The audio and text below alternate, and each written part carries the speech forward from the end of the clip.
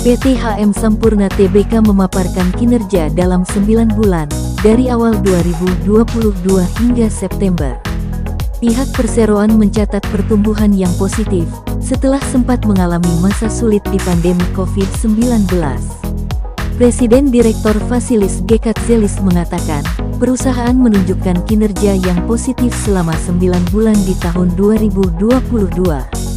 Tercatat pendapatan bersih mencapai angka Rp83,4 triliun, naik sebesar 15% yakni Rp10,9 triliun dari tahun sebelumnya. Catatan pendapatan ini juga mengalami peningkatan kuartal per kuartalnya, di mana pada kuartal I 2022 laba bersih mencapai Rp26,2 triliun, kuartal 2 2022 naik menjadi Rp27,3 triliun, dan di kuartal 3 perseroan mampu memperoleh Rp29,9 triliun.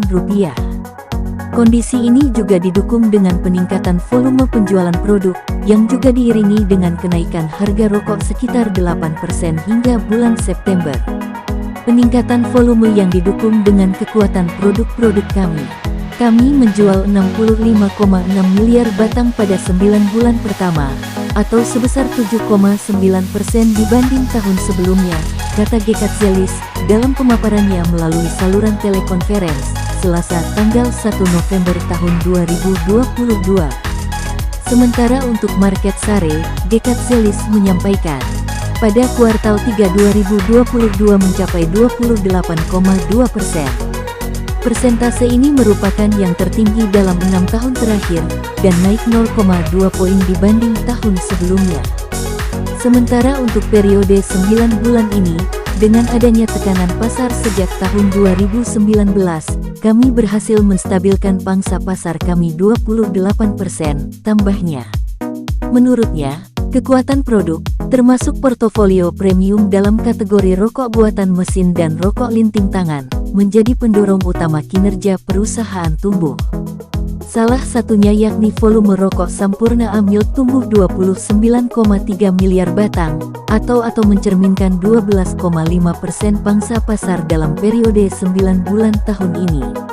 Di sisi lain, Gekat Zelis mengungkapkan parameter utama dari profitabilitas perusahaan masih mengalami penurunan dari tahun sebelumnya, dan secara signifikan masih lebih rendah dari periode pra-pandemi, di mana perusahaan mencatat laba bersih sebesar Rp4,9 triliun hingga kuartal 3 2022 atau turun 11,7% dibanding periode yang sama di tahun sebelumnya.